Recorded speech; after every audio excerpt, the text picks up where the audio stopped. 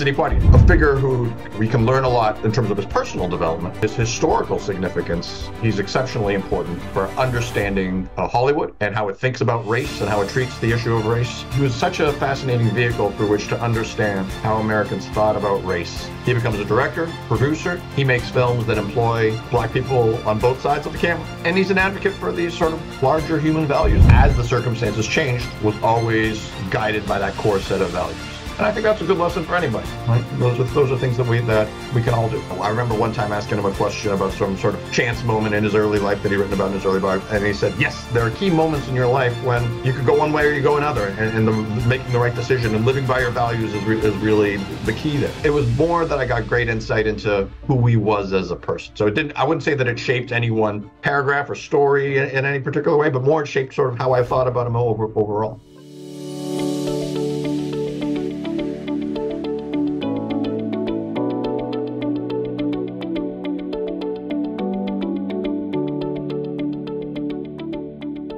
Hello everyone! I'm excited to announce the upcoming launch of my new book titled The Nomadic Soul, a seeker's guide to finding a sense of self and belonging in the modern world, which highlights a profound yet often unexplored part of your identity that holds the key to everything from answering your biggest questions to finding deeper meaning and joy in everyday life. Visit thenomadicsoulbook.com to learn more, download a free chapter, or to buy a copy. In The Nomadic Soul, each chapter opens with case studies of 6 well-known figures from modern history who, I believe, lived with fully expressed nomadic souls. They were people of substance and character, with a strong sense of morals and ethics. They were driven by a strong mission to help the world through their contributions. So, for the next 6 episodes, I'll speak to experts and biographers of these individuals. Together, we'll distill the wisdom and lessons from their unique life stories and inspire you to reach your full potential. I hope you'll embark on this journey with me because you just might discover valuable insights to take your life to the next level.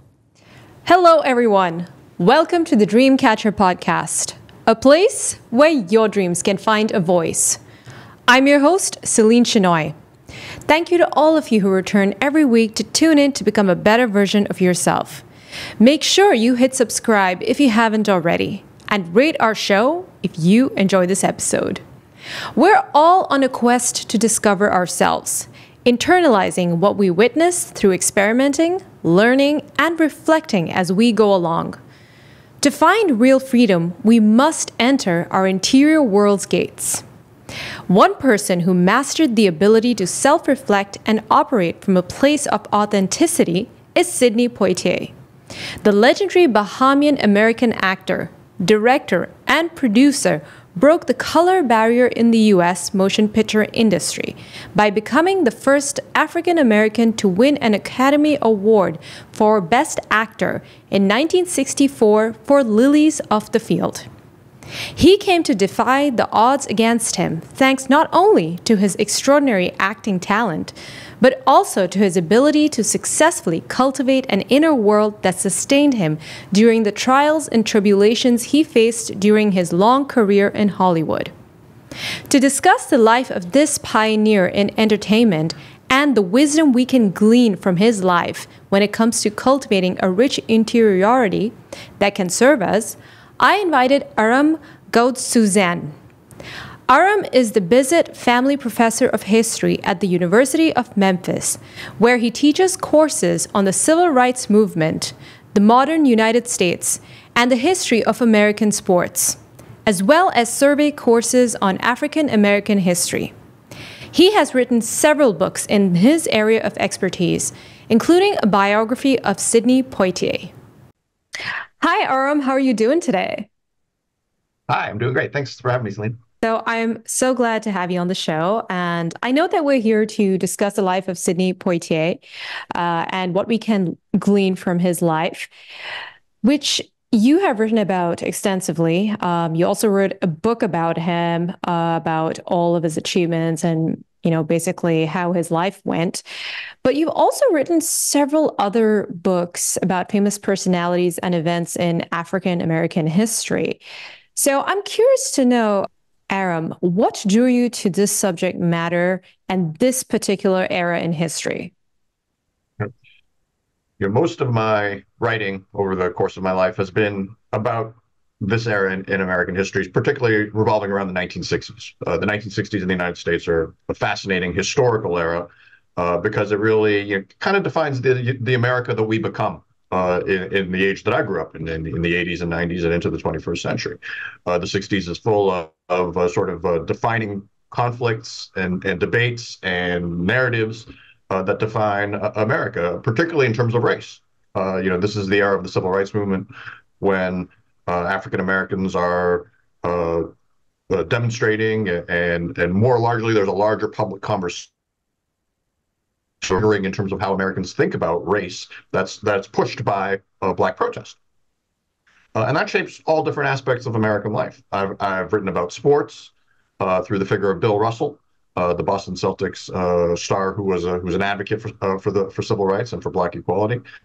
I've written about a more traditional civil rights march that went from Memphis, Tennessee into Mississippi, called the Meredith March Against Fear, which was famous for the slogan of Black Power being developed. I've written about the 1968 presidential election, which was sort of a key election in American history, sort of a reorientation of American politics and a shift toward a more conservative frame. But I started with Sidney Poitier. He was kind of the beginning of my intellectual journey. He is a figure who we can learn a lot in terms of his personal development, but in terms of his historical significance, he's exceptionally important for understanding Hollywood and how it thinks about race and how it treats the issue of race in the era of the civil rights movement. And for more largely how Americans think about race, because the movies are kind of a public dialogue, right? They're designed to appeal to a mass audience. So there's a give and take between the studios and the audience that's constantly evolving. And a lot of that gets filtered through Sidney Poitier. So he was the subject of my first book, which was originally started as my doctoral dissertation when I was getting my PhD in history. Okay. Are there any personal reasons why you chose Sidney Poitier specifically and decided to focus on his film career? I was in graduate school, and I knew I wanted to write about something about the intersections of race in America and popular culture, and I was kind of searching around for a dissertation topic. And I'm very interested in sports history. That's sort of a key thread in a lot of the work that I've done.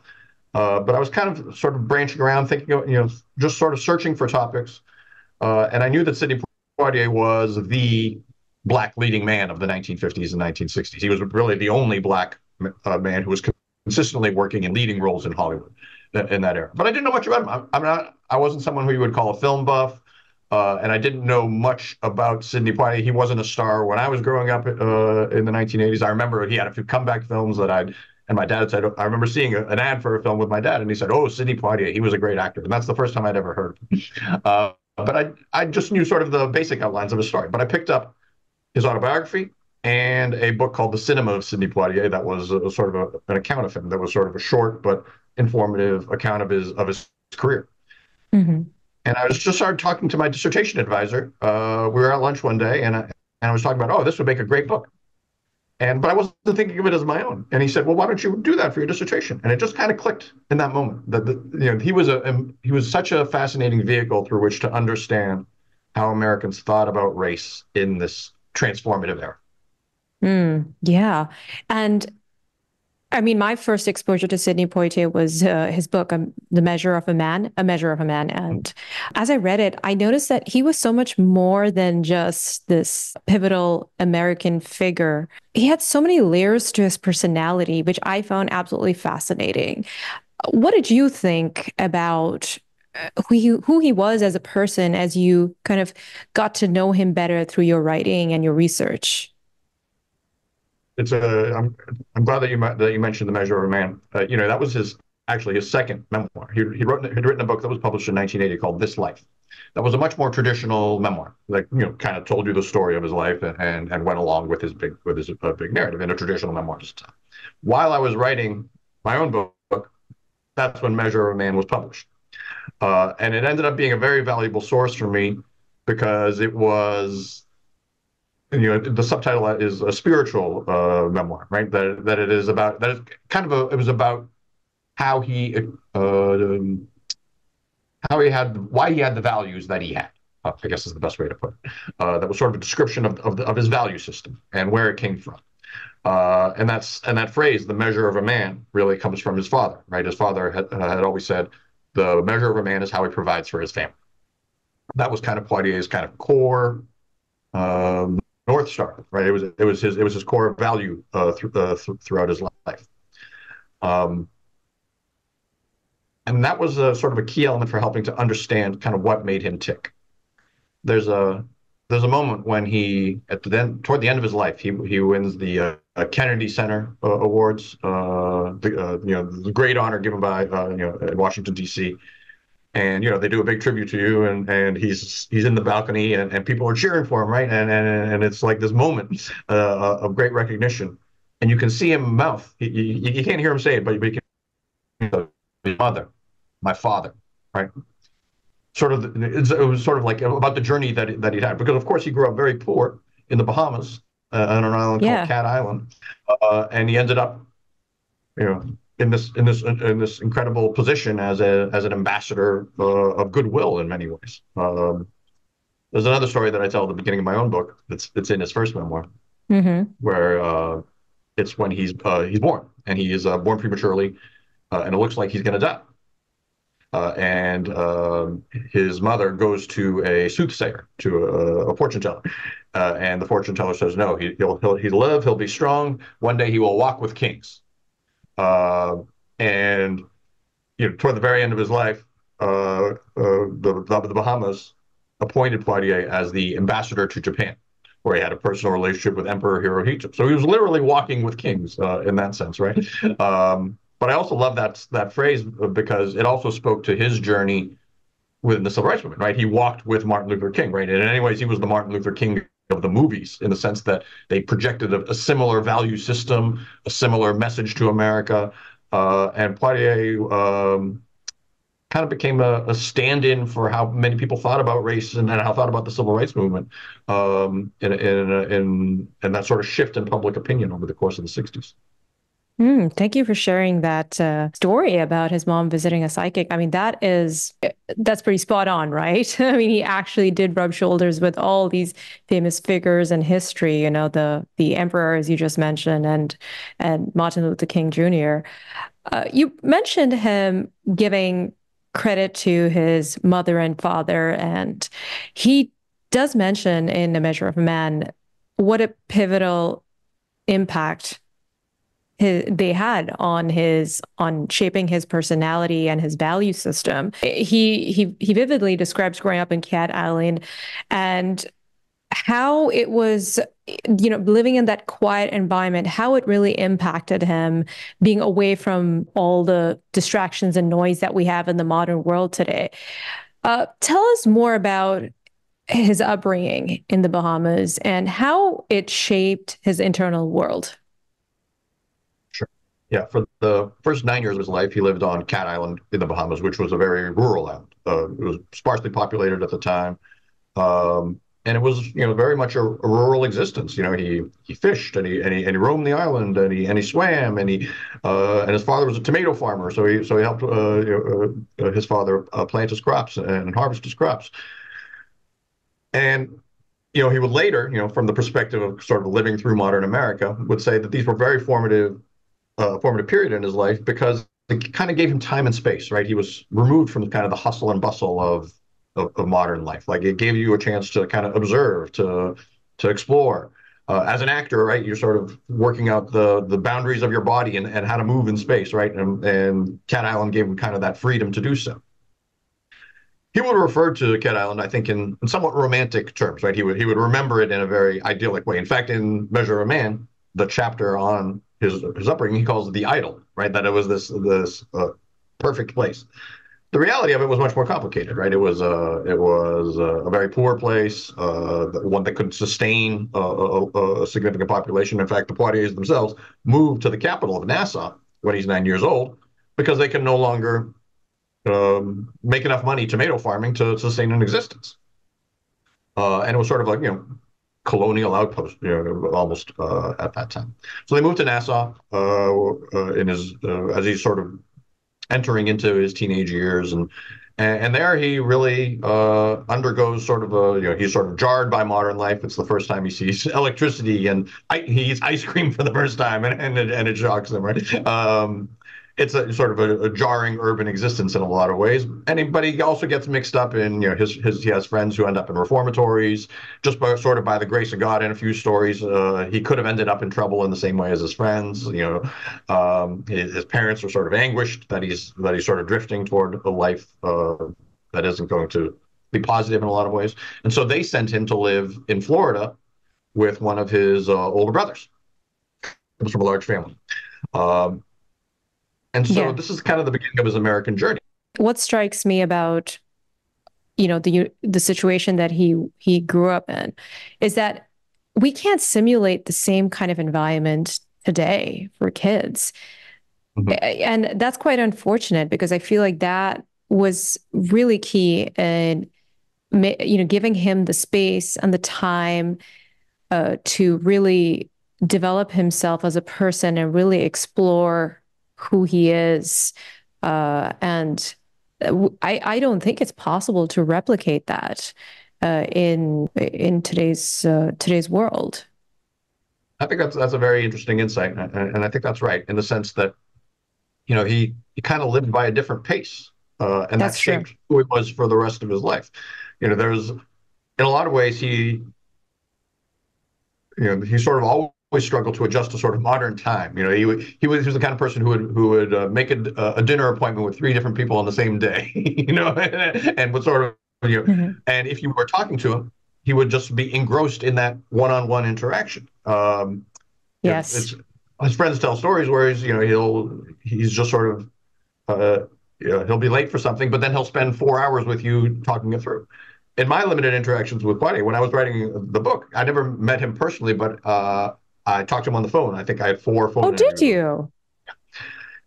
And it was never about sort of the big arc of his life. It was more, I would ask him a question about details and things that I was, researching that only he could sort of explain. And sometimes he couldn't remember, and sometimes he could.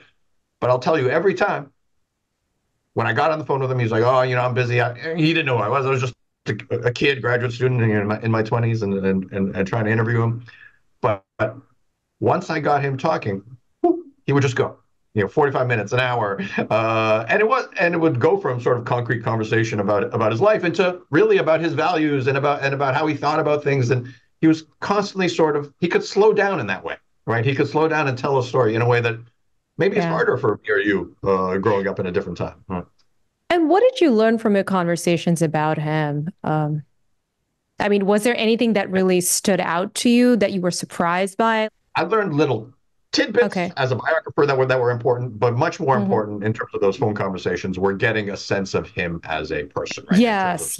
The rhythm of of the way that he thought, of his ability to sort of circle back on things, to really talk things through, to really the idea of sort of values. That value system, again, that we talked about at the beginning of our conversation, that was sort of, he would constantly circle back to that.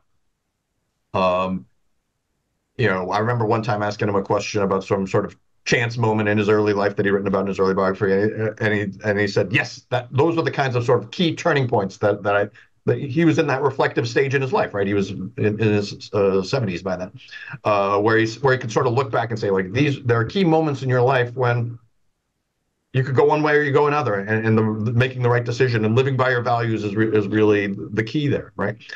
So it was more that I got great insight into who he was as a person. So I wouldn't say that it shaped any one paragraph or story in any particular way, but more it shaped sort of how I thought about him overall. Mm-hmm. Wow, I had no idea you actually spoke with him. That's great. So you really got a sense of who he is. You had that opportunity to do that. I gotta say, I got lucky. You really did. He had a production company, And one day I Yeah. just called the production company, and he picked up the phone rather than the secretary.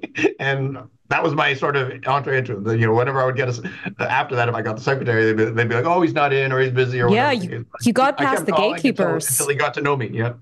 Yeah. Wow. Great. And you mentioned his values several times, and I know that that was something that really guided him when it came to the kind of roles that he played. There was this one story about how he had actually turned down a role that would have paid him about $740 a week, and that was money that Sidney and his family really needed at that time. Um, and he turned it down because he believed that the characters lacked a, a sense of dignity. So that gives you some insight into how much he was trying to stay in integrity with what he believed in. So, what were the specific values that Sidney informed the decisions he made when it came to his career? It's interesting. When Poitier begins his career, his first film that he appears in is called No Way Out. It's in 1950. But I wouldn't say that he has a breakthrough role until 1955 with a film called Blackboard Jungle. And he's not really a star in Hollywood until the late 50s. The first sort of star vehicle for him is a movie called The Defy in 1950. So in the first half of the 1950s, essentially, is when he's, for instance, making that decision to turn down the role in the film that you mentioned, which was a film called Phoenix City Story. And at that point, he was very much a struggling actor, right? He was getting a bit role here, a bit role there. He was still working in the theater world in New York in the early 50s. But you got to understand at that point, you're just starting to see a shift away from kind of very stereotyped black roles, right? The greatest film star who was black in the 1930s was Stepin Fetchit, who was this comic sidekick who played, very much a black stereotype. He slurred his words and was stupid and sort of was a trickster. If you think about a film like Gone with the Wind in the 1930s, right, the big iconic film, it's got sort of happy-go-lucky enslaved people, and Hattie McDaniel is the maid. Yeah. And so Poitier's generation is sort of the first generation that is defining itself against those stereotypes, right? And the NAACP has been lobbying Hollywood through this time. So in terms of thinking about Poitier's value system, a lot of it is tied to racial representation, right? He recognized that there are very few black people on screen, and that it was key to present an image that showed dignity, that showed black people as regular human beings, as in many ways ambassadors of goodwill too. And you might tie this exactly into the civil rights movement, right? If you think about the nonviolent protests that are beginning in the 1950s, the Montgomery bus boycott, the Little Rock crisis. There you've got nonviolent black demonstrators who are trying to showcase the best of America, right? Through their restraint, through their dignity, through church going, through protests that are designed to sort of elevate them morally, right? That we're on a higher moral plane than than those who are fighting for Jim Crow, right? And Poitier is kind of trying to do the same thing through film. And so that is kind of a key aspect of defining his value system. Hey everyone, are you enjoying Sidney Poitier's story so far? Be sure to read the rest of his story in depth in my new book, The Nomadic Soul, and be inspired by the life of the other 5 nomadic souls I've covered. Visit thenomadicsoulbook.com to learn more, download a free chapter, or buy a copy. I can't wait to take you on this profound journey. What gave him the courage to do that? Because he was fighting an uphill battle. I mean, he had to deal with the racial hierarchy in Hollywood, and right. He was like a lone reed there. So what is it that gave him the guts to actually be like, no, I'm not going to do this? And, what was it about him? He will continually ascribe it to his family, right? To the value system that his father and mother imparted in him, right? To live with dignity, to be a man, and in that case, in this idea of manhood, it's really about family. It's really about standing up for what's right. He continually goes back to his upbringing in the Bahamas and his parents for explaining his value system.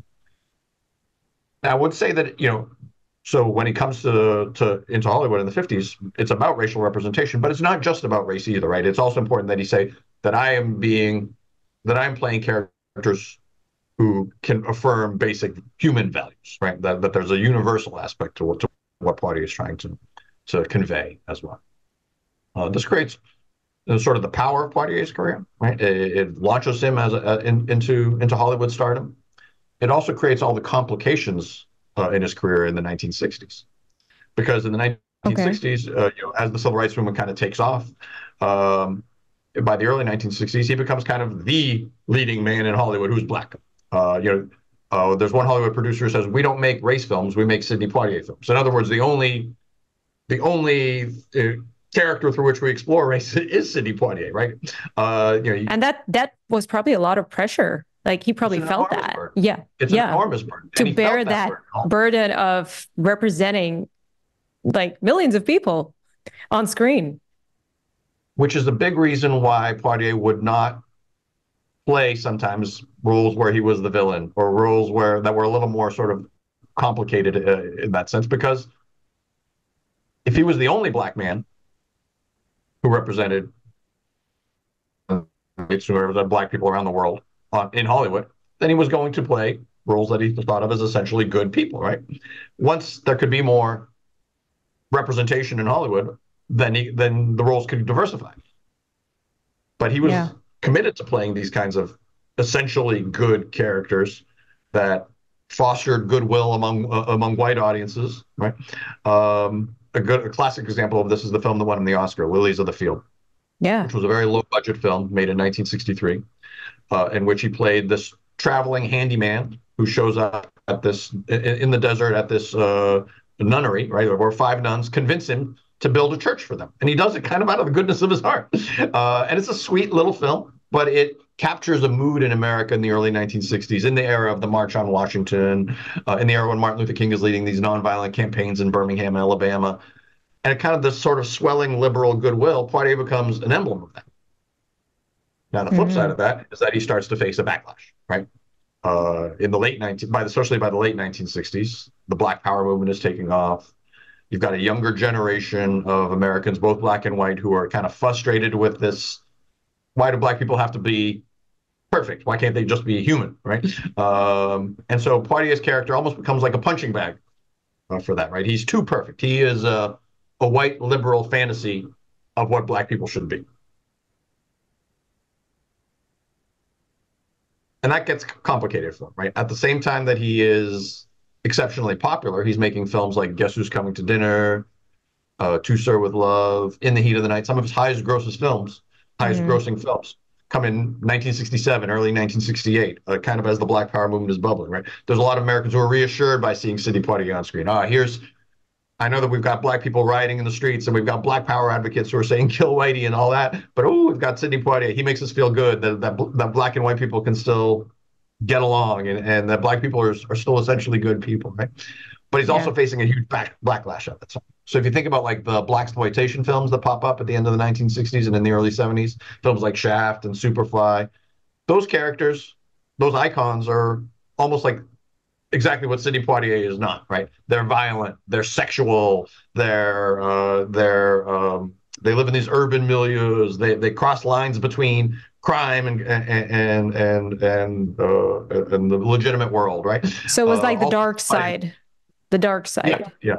The dark side, but also sort of an emotionally satisfying side for a lot of black people. Hey, we can be these complicated or these violent figures too, right?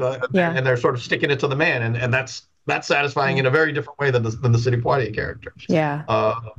They provide an emotional release, the Poitier's characters, who are constantly sort of buttoned down and restrained, cannot. And sex is a huge part of this too. Poitier's characters constantly desexualized.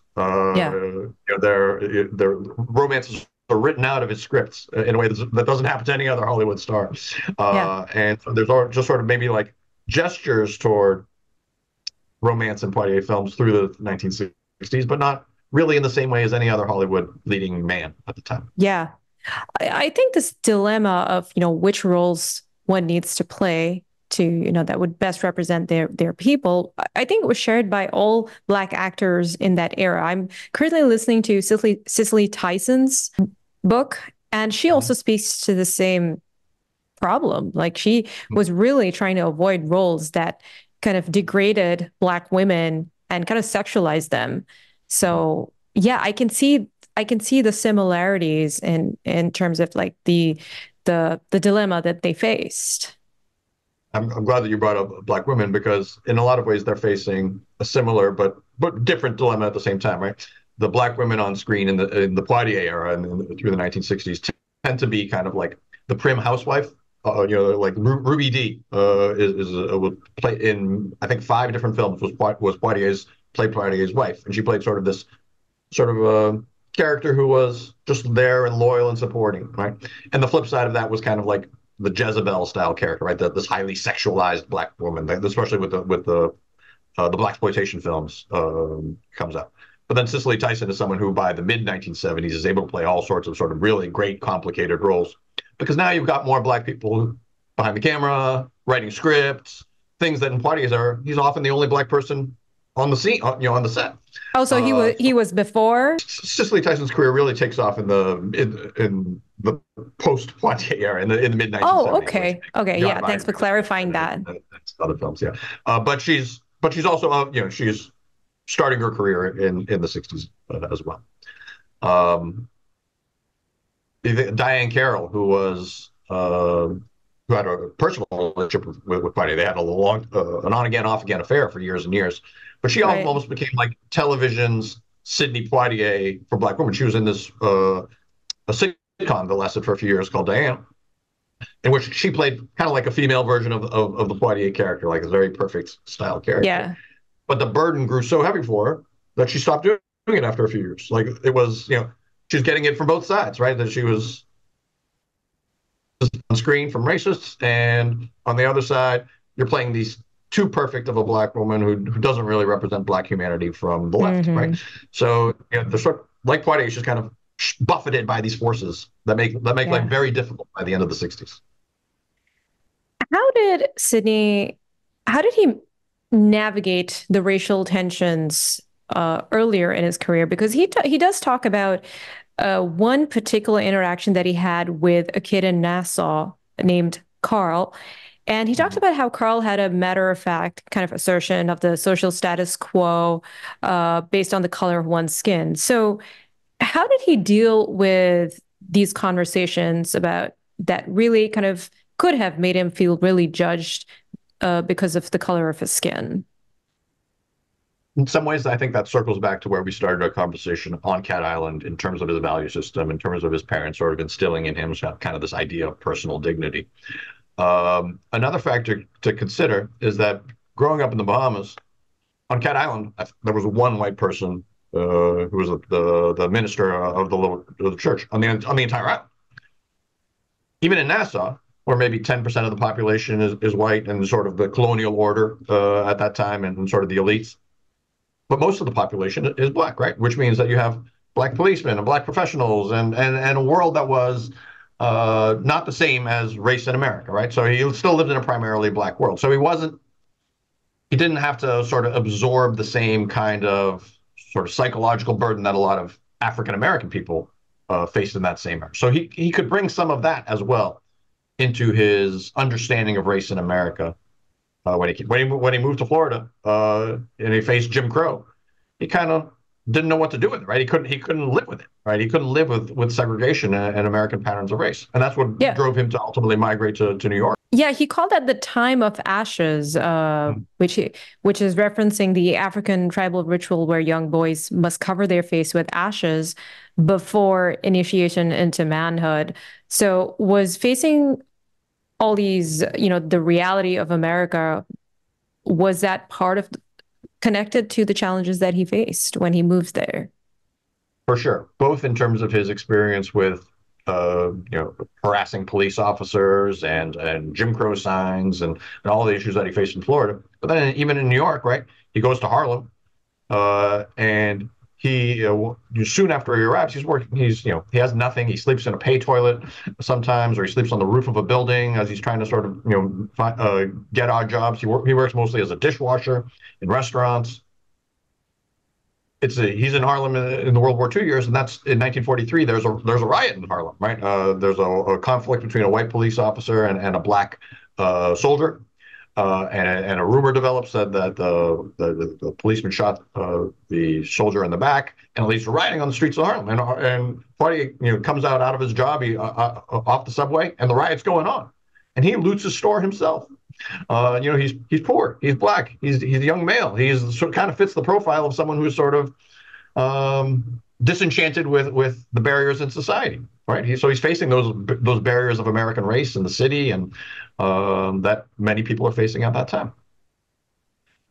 It's acting that kind of gives him his out, right? That allows him a vehicle to transcend some of that. He doesn't know anything about acting. When he answers an ad for the American Negro Theater, this black theater in Harlem, he just knows he wants to try it. Yeah. And it's what gives him the discipline to learn to read better. He's functionally illiterate when he comes to the United States, and he becomes an exceptionally voracious reader and obviously a very intelligent man. He learns how to speak and enunciate based on American patterns. Sort of the unique rhythm of Poitier's voice, which of course there's the Bahamian sing-song aspect to it, but there's sort of this crisp diction he learns from imitating radio announcers because he wants to be able to appeal to American audiences. And he learns to act, right? He learns to inhabit, and he absorbs that training over time. He's such a disciplined, hard worker. Once he sort of can find his identity in acting, that it transforms him, and he's able to transcend a lot of the barriers that he faced. And what do you think this can teach us about this universal scramble to really make it in life and transcend all the struggles and limitations that we have to face? Like, what can we learn from what Sidney did at that time? That's such an interesting question. Like, as someone who's written biographies, right, I kind of try to inhabit the lives of the people that I'm writing about, but also you do it with a certain understanding that you can never inhabit the lives of others. Right? Their experience is not your experience, and you can never crawl into someone's mind. And of course, I'm a white person writing about black people from a previous generation, so there's barriers of time and space and race and all those things, right? At the same time, the reason that biographies often appeal to us is because we get to live our life through another person, right? Both as a writer and as a reader. I like biographies. It rubs off you. It rubs off you, right? And you learn to see the world through different eyes when you can see it through them. So, the great story of Poitier in a lot of ways is this stubborn resilience of his values, but being applied to all these different situations, from Cat Island to Nassau to Florida to New York to LA. He moves back to the Bahamas in the 1970s in the midst of the blaxploitation craze because he feels like he's no longer a figure in Hollywood, and he's trying to escape. But then he comes back to the United States. He has 2 marriages. He has 6 children. He has many grandchildren and great grandchildren. Right? It's kind of an epic life and an epic journey, a career that lasts a half century. He's an advocate for others. He after his sort of stardom is sort of starting to wane in the 1970s, he becomes a director, producer.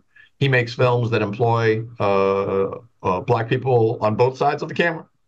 And he's an advocate for these sort of larger human values. Again, you can see that through the books that you've read about him and through the way that he presents himself, right? Yeah, even the award, the speech that he gave when he received the Academy Award, the Lifetime Achievement Award, it literally gives me goosebumps every time I watch it. And I've never seen someone gain so much respect from their own people. Like, everyone was in awe of him.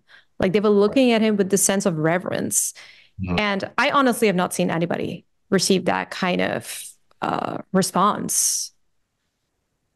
Yeah, in Hollywood, he's almost a universally admired figure, right? No one has a bad word to say about him.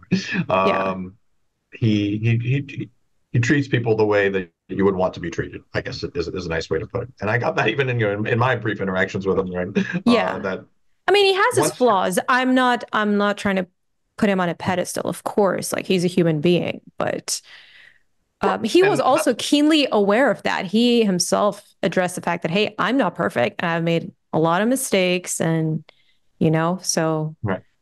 one of the epitaphs that begin my book is from Measure of a Man. I can't remember the exact quote now because it was a long time ago, but it's basically that we're all imperfect, and life is just sort of a struggle against those imperfections, right? That was sort of a key way of understanding how he saw himself. And like you said, like he's a human being. He had an Yeah. affair for years and years, and wasn't wasn't always there as a father in those early years in a way that he later regretted. But he had his journey, right? He lived his journey and he tried to be better, and that's a good lesson for everybody too, right? That we're all trying to do our best. All right. So I want to talk about something that Sidney outlined on the Oprah Winfrey Show when he was interviewed. He shared his philosophy on three different personas. And I found this really interesting, which is why I want to get your thoughts on this. So he calls these different personas, he thinks that they represent various aspects of our personality, and they help us put our best foot forward. Can you please talk a little bit about those personas and what their place in our lives? Yeah, I know what you mean by those three personas, right? One of them was he talking about this public stuff, right? And for most Americans understood Poitier through of course, his public stuff, right? Who he presented to the Yeah. public, and that was him through his film roles. That was him through his interviews. And what you see in those cases is a man who was very careful to present, to put his best foot forward, as he put it, right? To especially given the burden that he assumed as a representative of Black people on screen, right? And even in the late 60s, when he was getting this big backlash, he said, as long as I'm the only one, if I'm the only Black leading actor, then I'm going to continue to play these kinds of roles because I have to, right? I can't go off playing these sort of side characters and villains and never do wells, because if I'm the only one, I can't do that, right? But he was also very careful with the press. When my first phone conversation with him, I remember this. He said, "Know this: I never had a press agent. I never had a publicity person. I did it myself, right? Because he wanted to make sure that he presented on an authentic image, right? But it was a very Yeah. carefully He controlled the constructed image at the same narrative. time. Yeah.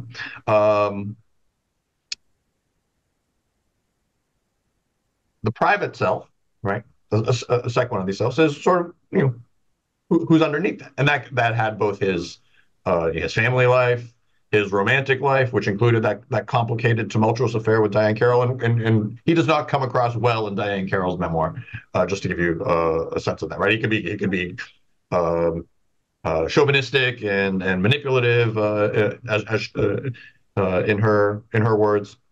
Um, in all the interviews that I saw with Poitier, he continued to sort of give his public self. But there was one that he did with Ruby Dee, his fellow Black actor, that was done for the Schomburg Center, which is an archive of Black history. So it wasn't for publication. And in that interview, you see a Sidney Poitier that I didn't see in any other print publications of the 1960s. He was angry at the backlash he was facing. He was angry at the criticism that he was facing from other Black Americans, and he was saying like, I'm the only one. Everyone's telling me I got to do this, I got to do that. Where's the money for that? Where's this? You got to understand the structure of Hollywood, right? Like all those frustrations that you knew had to be boiling inside of him surfaced, right? And so he was careful again about sort of the public presentation of himself. And here I just got that little glimpse of who what he really thought underneath that public glance. And then Right. in that Winfrey interview, he also talked about his core self, right? And the core self again circles back to where we started, right? This idea of the value system, of the measure of a man, of what do you want to sort of give to the world? In other words, right? Like that's your core self. That's what helps shape the decisions that shape the arc of your life in the way that you want your life to be, in the way that you want to impact others. And that would include turning down that role in Phoenix City Story in the mid 1950s, even when he was struggling as an actor. That would include, sort of the choices he made in the midst of this backlash that he was facing in the late 1960s to conduct himself with dignity, even when he was put into this impossible position, right? That's the course. Great. Thank you for describing those three personas to us. And I would imagine that not just for Sidney, but for all of us, the journey is all about trying to align those three aspects of a persona to make sure that they're synergized, they're working together. And do you think Sidney did a good job of doing of that?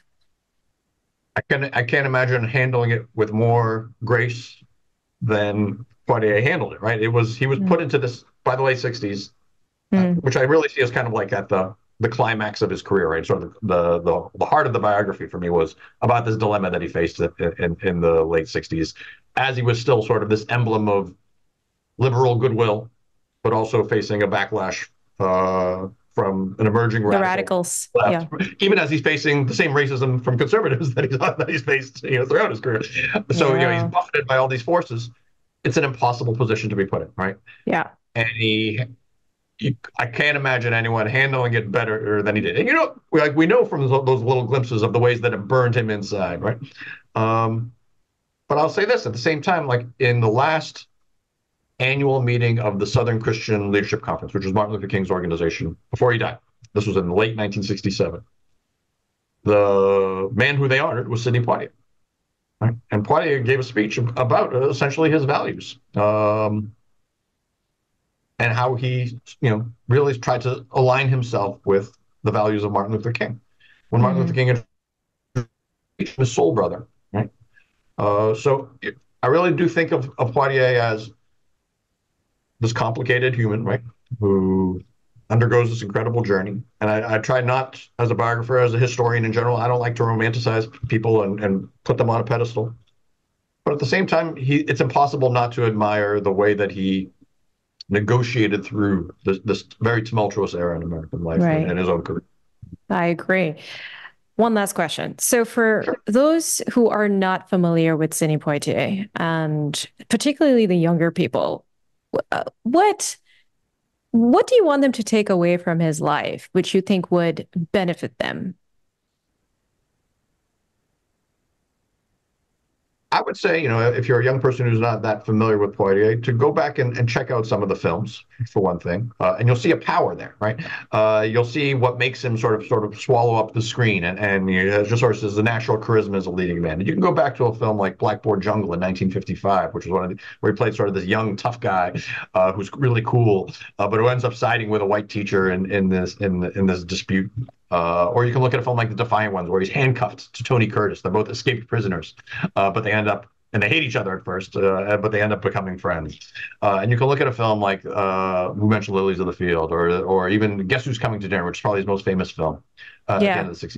These films will seem very dated to a young American, right? No matter their race, in terms of how they, not just the production, but how they face race. But it's also important to be able to place yourself into that world, right? And as historians, we're always trying to take people back into other people's worlds, right, in one way or another, and to understand kind of like the choices that people had to make and the dilemmas they had to face. And we keep circling back to this idea that Poitier, as the circumstances changed, was always guided by that core set of values. And I think that's a good lesson for anybody, right? Those are things that we can all do.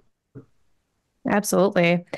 Aram, thank you so much for being on the show. It's been enjoyable and enlightening, and I've tremendously enjoyed our conversation, and I'm sure that our listeners will. Celine, thanks so much for having me. I really enjoyed our conversation as well, and I hope that people can learn a little bit more about Poitier. Thanks. Yeah. I just want to say to our listeners, if you want to know more about Aram's book on Sidney Poitier and his other books, he has a lot of other fabulous books, please visit his website, aramgoudsouzian.com. The link will be in the description and the show notes. Thanks for listening. If you like what you heard, be sure to grab your copy of The Nomadic Soul, a seeker's guide to finding a sense of self and belonging in the modern world, at thenomadicsoulbook.com. Join me for the next episode in this special series, where we'll excavate the wisdom from the story of another luminary to guide us on ways to get unstuck and move forward while discovering new vistas within ourselves.